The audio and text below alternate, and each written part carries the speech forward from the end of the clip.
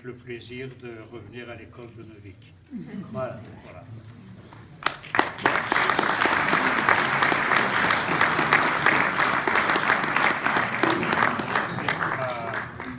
L'amicale des anciens élèves. On le déposera au lycée, à votre nom, c'est celui de l'amicale. 73 ans. Oui. Je les ai gardés. Félicitations. Alors, ils ont déjà été comme ça en Israël, en Colombie, au Brésil, et ils retournent à Neuvic. Ah ben bon, très bien. Ils ont quelques kilomètres. Quelques kilomètres. Oui. Voilà. Merci beaucoup en tout cas de votre venue dans l'établissement. Et vous serez toujours le bienvenu, bien entendu. Oui. Merci beaucoup. Merci beaucoup. Merci. Vous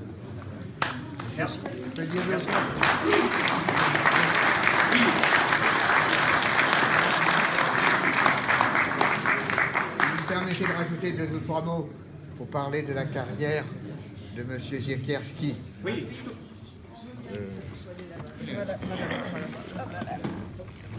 J'improvise, excusez-moi.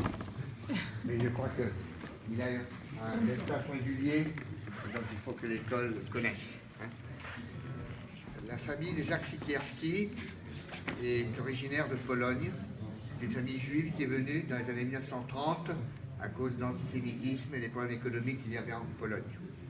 Ils sont venus à Paris, son père était chemisier à Paris, et lors de l'invasion de 1940 allemande, ils sont réfugiés en Corrèze. Voilà pourquoi ils sont retrouvés au Coupard à Tulle.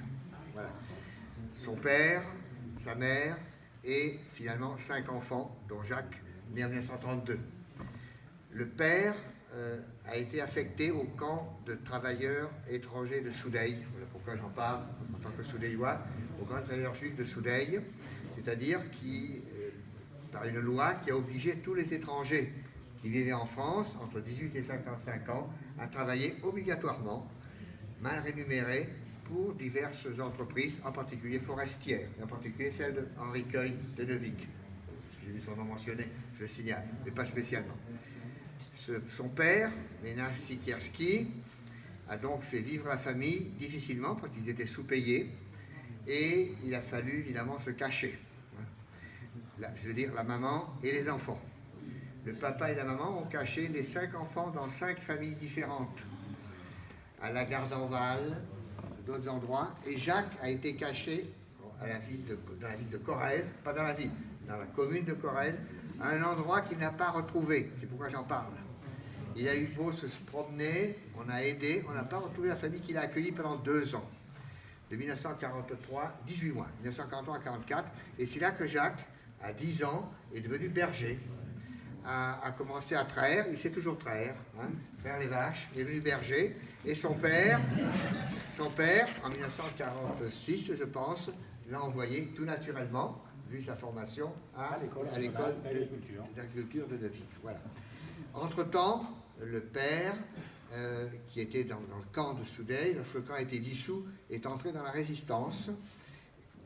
Et le hasard a fait, grand le hasard, que lui qui avait été requis prisonnier au camp de Soudeille, il est revenu en tant que maquisard au nom de la 23-27e compagnie FTP, qui a occupé le baraquement de Soudeille. Il y a été en tant que prisonnier et il est revenu en tant que libérateur. Il a participé à la bataille des Gletons où il a été blessé. Il n'a pas abandonné son poste. Jacques ne le savait pas. Personne ne le savait dans la famille, tellement il était modeste. Il y avait 5 enfants cachés par-ci par-là.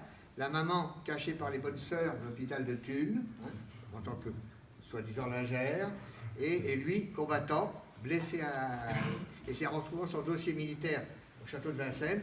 Je me suis aperçu de la citation, de la blessure. Il n'a pas abandonné le poste, et c'était un grand honneur pour les enfants de savoir le rôle qu'avait joué leur père et sa capacité à pouvoir sauver toute la famille. Alors, cette famille, Jacques a participé, et de 2 façons.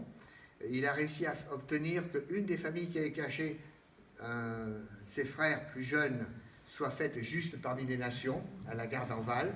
Donc Jacques est venu à cette occasion il y a quelques années. Leur nom figure à Paris, au moyen de la Shoah, et en Israël, sur le mur du Yad Vashem.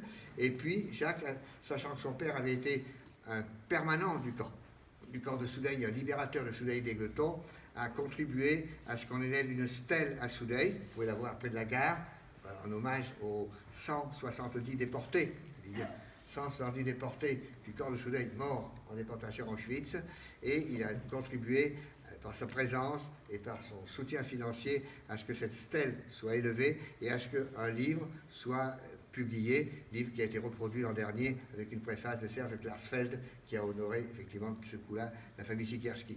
Voilà, donc je veux dire, c'est un homme exceptionnel parce qu'il n'a jamais oublié son passé de famille juive émigrée en difficulté pendant la guerre, son passé de travailleur, son passé de paysan, et son passé. Jacques a réussi, c'est un entrepreneur qui a réussi, mais Jacques a une fondation, et l'argent qu'il a en trop, il le donne pour élever des enfants malheureux au Brésil. Il y en a au Brésil comme il y en a partout. Hein. Et il fait tous les actes possibles pour aider la société qui lui a permis à survivre. Donc je dis que c'est un homme remarquable, et je suis heureux que vous l'ayez honoré comme vous l'avez fait, parce que je crois qu'il honore votre école de Neuvic. Merci.